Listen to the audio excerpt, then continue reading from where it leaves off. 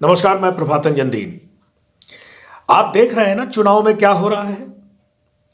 नौकरशाह राजनीति की दुनिया में छलांगे लगाने पर किस तरह उद्धत हैं, या नौकरशाहों को राजनीति में लाकर भाजपा भारतीय राजनीति का लोकतांत्रिक स्वरूप बदलने की कोशिश कर रही है।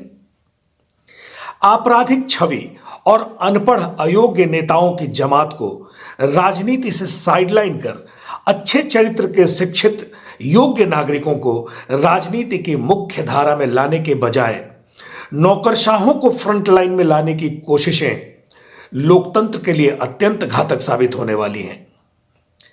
राजनीतिक पदों पर भी नौकरशाहों के काबिज होने से लोकतंत्र का संवैधानिक चरित्र क्या अक्षुण्ण रह पाएगा?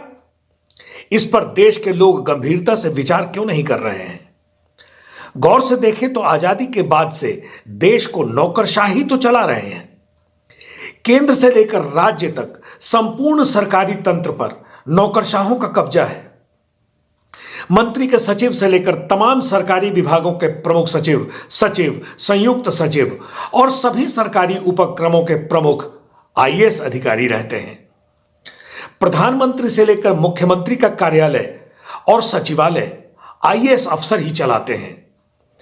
भारतीय लोकतंत्र को आईएएस तंत्र कहें तो यह अतुकांत बात नहीं होगी।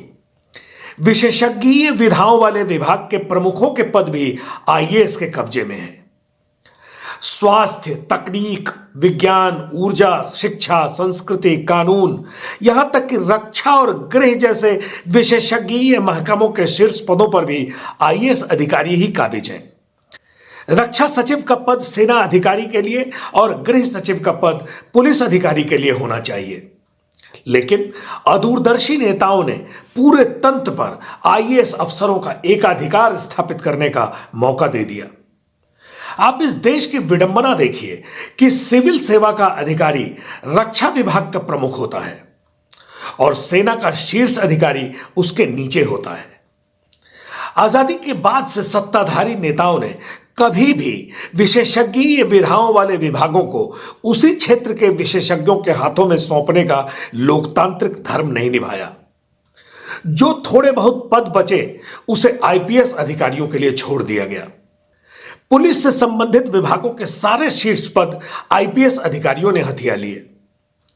कैडर के अधिकारियों को अपने महकमे का प्रमुख बनने का कोई अधिकार ही नहीं दिया गया। यह कैसा लोकतंत्र बनाया गया भारत में? बीएसएफ का शीर्ष अधिकारी बीएसएफ कैडर का क्यों ना हो? सीआरपीएफ का शीर्ष पद सीआरपीएफ कैडर के अधिकारी को क्यों ना मिले? आईटीबीपी, एसएसबी या सीआईएसएफ जैसे बलों का प्रमुख इन्हीं बलों का योग्य कैडर अधिकारी क्यों ना हो? बीते 7 दशकों में इस तरह की प्रणाली क्यों नहीं विकसित की गई? आप देखें, अर्धसैनिक बल की सारी शाखाओं के शीर्ष पद आईपीएस के कब्जे में हैं। यहां तक कि खुफिया एजेंसियों के शीर्ष पद भी खुफिया एजेंसियों के काडर अधिकारियों को नहीं दिए जाते। ऐसा क्यों है? भारतीय लोकतंत्र में योग्यता को कभी कोई तरजीह नहीं दी गई। अब धीरे धीरे आईएएस का जाल राजनीति को अपने चंगुल में कसने की तरफ बढ़ रहा है। इस बारे में खुश होने के बजाय सतर्क होने की जरूरत है। अगर आईएएस ही देश को अच्छे से चला लेता तो आजादी के बाद से इस देश का कबाड़ा क्यों निकलता चला गया? भ्रष्टाचार से यह देश क्यों आक्रांत होता चला गया? पूरे देश में प्रशासन यानी गवर्नेंस के बजाय लाल फीताशाही और प्रशासनिक अराजकता क्यों व्याप्त होती चली गई? आईएएस ने मंत्रियों को बंद कमरों में समझाया बुझाया, उकसाया, ब्लैकमेल किया और भ्रष्ट बनाया। मंत्रियों को हिस्सा खिलाया और खुद गटका। इसी प्रक्रिया में तो देश का पूरा ढांचा जर्जर हुआ है। इस पर हम कभी सोचते क्यों नहीं?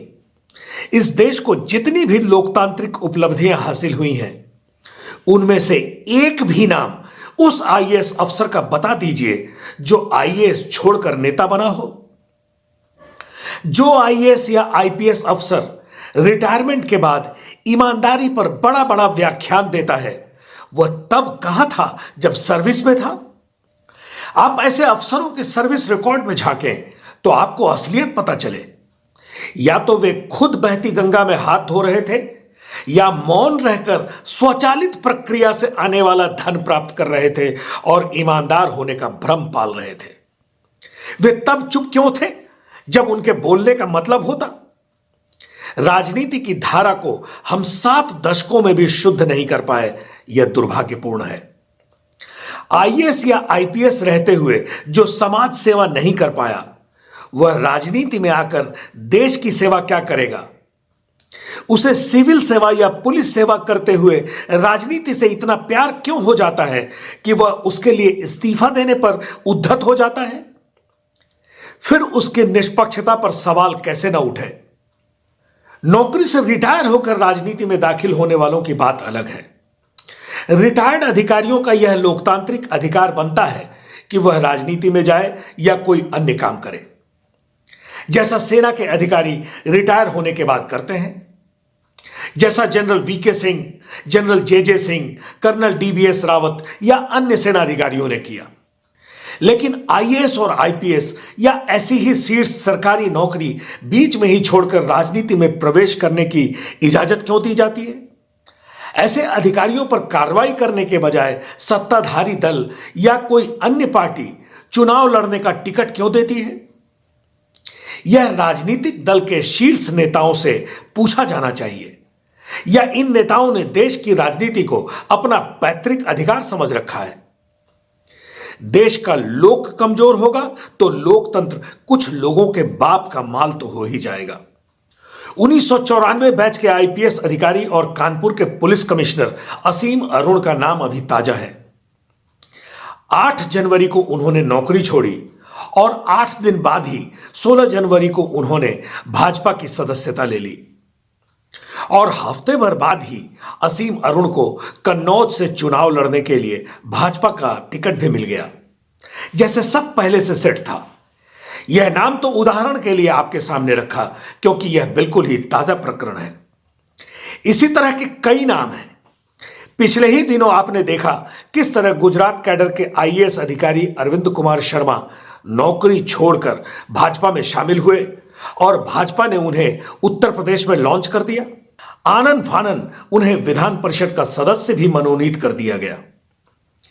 भाजपा के कार्यकर्ता मुंह ताकते और जिंदाबाद जिंदाबाद करते रह गए। वर्ष 2014 में भाजपा के टिकट पर लोकसभा चुनाव लड़कर जीतने वाले सत्यपाल सिंह भी मुंबई के पुलिस कमिश्नर की नौकरी छोड़कर भाजपा में शामिल हुए थे।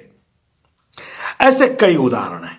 देश की प्रभावशाली विदेश मंत्री सुषमा स्वराज के निधन से खाली हुए पद पर आईएफएस अधिकारी सुब्रमण्यम जयशंकर को स्थापित कर दिया गया, जबकि कई अच्छे और योग्य राजनीतिज्ञ कतार में थे।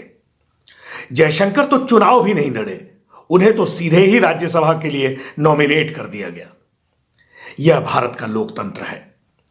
राजनीति के चमकदार शामियाने में दाखिल होने के लिए नौकरशाहों में पूरे देश में क्रेज है। कर्नाटक के आईएएस एस शशिकांत सेंथिल नौकरी छोड़कर भाजपा में शामिल हो चुके हैं। तमिलनाडु के आईपीएस अन्नामलाई को कांग्रेस अपनी पार्टी में ले गई। ओडिशा कैडर की आईएएस अधिकारी अपराजिता शारंगी 2018 में ही नौकरी छोड़कर भाजपा में शामिल हो गई थी। आईएएस अधिकारी ओपी चौधरी भी भाजपा में शामिल होने के लिए रायपुर के जिलाधिकारी के पद से इस्तीफा दे चुके हैं। हाल ही में राजस्थान में हुए विधानसभा चुनाव के दौरान डीआईजी का पद छोड़कर सवाई सिंह चौधरी कांग्रेस के टिकट पर चुनाव लड़े थे। कई ऐसे भी अधिकारी हैं जिन्होंने नौकरी से इस्तीफा देकर अपनी चहेती पार्टी में चहेता अवसर पाने का जतन किया और बात नहीं बनी तो इस्तीफा वापस लेकर फिर से नौकरी करने लगे। ऐसे अफसरों की प्रतिबद्धता की गारंटी कौन लेगा? राजस्थान के आईपीएस अधिकारी मदन मेघवाल ने 2018 में स्वैच्छिक रिटायरमेंट का आवेदन दाखिल कर दिया था, लेकिन जब विधानसभा चुनाव में उन्हें कांग्रेस से टिकट नहीं मिला तो उन्होंने अपना आवेदन वापस ले लिया और फिर से नौकरी करने लगे। जम्मू कश्मीर के आईएएस अफसर शाह फैसल ने तो अपनी पार्टी ही बना ली थी, लेकिन अनुच्छेद 370 निरस्त होने के बाद फैसल ने आईएएस की नौकरी फिर से ज्वाइन कर ली। यही काम 1992 बैच के आईपीएस अफसर दावा शेरपा ने भी किया। उन्होंने वर्ष 2008 में ही वीआरएस के लिए आवेदन दिया और 2012 तक नौकरी से गायब रहे। इस दौरान उन्होंने भाजपा की सदस्यता भी ले ली। शेरपा चुनाव लड़ना चाहते थे लेकिन टिकट नहीं मिला तो उन्होंने 2013 में फिर से नौकरी ज्वाइन कर ली। दावा शेरपा फिर से नौकरी में शामिल भी हो गए और उन्हें प्रमोट कर डीआईजी भी बना दिया गया। दावा शेरपा बाद में गोरखपुर जोन के एडिशनल डीजी भी बनाए गए। है ना अपना मजेदार लोकतंत्र। विडंबना यह है कि वर्ष 2012 में चुनाव आयोग ने सरकार को सिफारिश भेजी थी कि रिटायरमेंट या इस्तीफे के तुरंत बाद किसी नौकरशाह को राजनीति में आने से रोका जाना चाहिए। आयोग ने सुझाव दिया था कि नौकरशाहों के राजनीति में आने से पहले 2 साल का कूलिंग पीरियड तय कर दिया जाना चाहिए, लेकिन सरकार ने चुनाव आयोग की यह सिफारिश नहीं मानी। तब चुनाव आयोग का स्पष्ट कहना था कि नौकरी छोड़ने के तुरंत बाद नौकरशाहों का राजनीति में प्रवेश करना अनैतिक है। तब और अब में चुनाव आयोग काफी बदल चुका है। नैतिकता और अनैतिकता के पैमाने भी बदल गए हैं। यही नैतिकता और अनैतिकता का भेद भुनाते हुए अरविंद केजरीवाल आईआरएस की सरकारी नौकरी छोड़कर राजनीति में कूद पड़े थे और दिल्ली के मुख्यमंत्री की कुर्सी पर बैठ गए। ऐसे लोगों के नाम गिनते चलें और उनके चेहरे सामने याद करते चलें।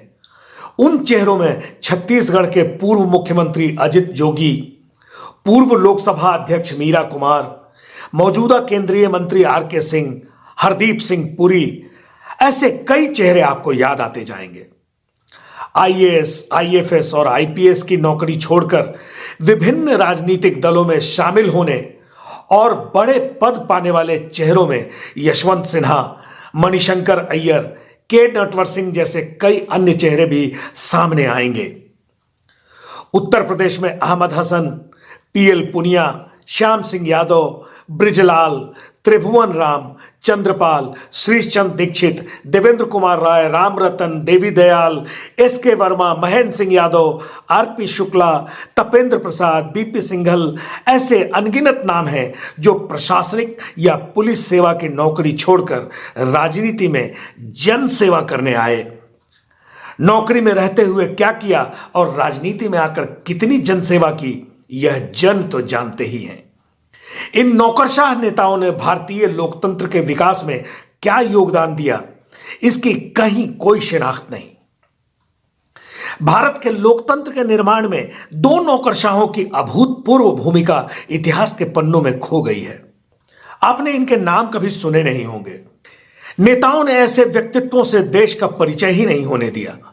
व्यक्तिगत स्वार्थ तंत्र को अपने भ्रष्ट आचरण से मजबूत करने और भारतीय लोकतंत्र को खोखला करने वाले तमाम पेशेवर नेताओं और सियासत के धंधे में उतरने वाले नौकरशाह नेताओं के चेहरों पर कुछ नौकरशाहों के अभूतपूर्व काम कालिख पोतते हैं।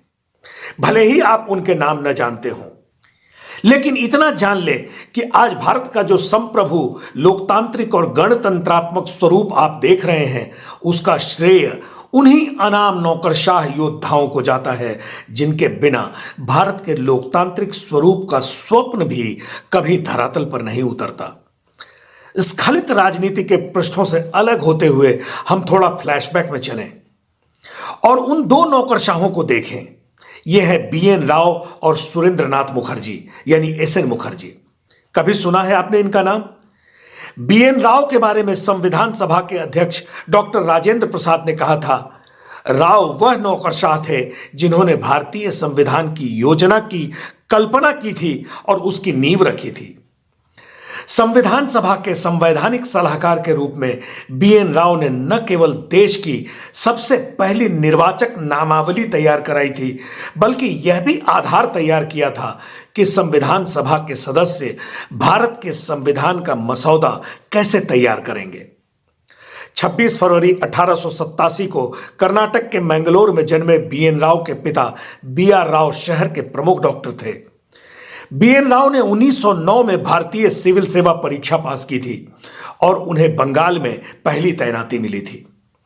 राव संवैधानिक दृष्टिकोण से सार्वभौमिक मताधिकार बनाने की प्रक्रिया का मार्गदर्शन करने में अग्रणी प्राधिकारी थे। राव की टीम ने संयुक्त राज्य अमेरिका, कनाडा, आयरलैंड और यूनाइटेड किंगडम की यात्रा की, जहां उन्होंने संवैधानिक कानून पर विद्वानों, न्यायाधीशों और अधिकारियों के साथ विशद परामर्श किया था। अक्टूबर 1947 में संविधान सभा द्वारा संविधान का पहला मसौदा तैयार करने से पहले बीएन राव ने विभिन्न देशों के संविधान के मूल तत्वों की तुलना का गहन विश्लेषण किया था।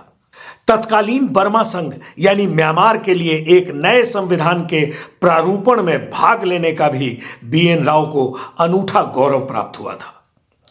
एसएन मुखर्जी के बारे में संविधान मसौदा समिति के अध्यक्ष बाबा साहब अंबेडकर ने कहा था कि जटिल से जटिल प्रस्तावों को सरल और स्पष्ट बनाने की मुखर्जी की क्षमता बेजोड़ है। अंबेडकर ने कहा, एसएन मुखर्जी की मदद के बिना इस सभा को संविधान को अंतिम रूप देने में कई और साल लग जाते। एसएन मुखर्जी ही मुख्य व्यक्ति थे जो संवैधानिक और मताधिकार के मामलों के बारे में सीधे प्रशासकों और जनता के साथ संवाद करते थे।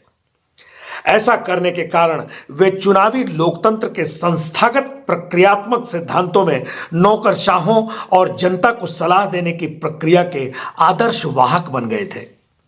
संयुक्त सचिव का पद संभालते हुए सुरेंद्र नाथ मुखर्जी ने भारत के संविधान का मसौदा तैयार करने के लिए भारत की संविधान सभा के मुख्य ड्राफ्ट्समैन की महत्वपूर्ण भूमिका निभाई थी।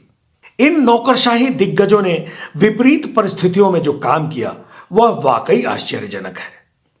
ब्रिटिश सामंती और औपनिवेशिक शासन की छाया से बाहर निकलने की कोशिश करते हुए देश में सख्त ब्रिटिश ब्यूरोक्रेटिक प्रोटोकॉल, सामाजिक अराजकता और विरोधाभासों के बीच राष्ट्र निर्माण का कठिन कार्य करने वाली ये विभूतियां वाकई प्रणम्य हैं। बीएन राव की टीम में शामिल एसएन मुखर्जी के साथ साथ संविधान सभा के अंडर सेक्रेटरी केवी पद्मनाभन, पीएस सुब्रमण्यम, अनुसंधान अधिकारी ए आबिदी और ब्रिजभूषण को भी हमें हृदय से याद करना चाहिए। ये भारतीय लोकतंत्र के गुमनाम नायक हैं। नेता का चोला पहनने को आतुर नौकरशाहों को इनके योगदान से सीख लेनी चाहिए और अपने किए पर शर्माना चाहिए, लेकिन हमें इनसे ऐसी खुददारी की उम्मीद नहीं है। इनका खुद पर जी नहीं कुड़ता है, खुद पर घिन नहीं आती है। इनके कर्म देखकर शर्म वहीं कहीं छिप जाती है। आज के लिए इतना ही। नमस्कार, जय हिंद।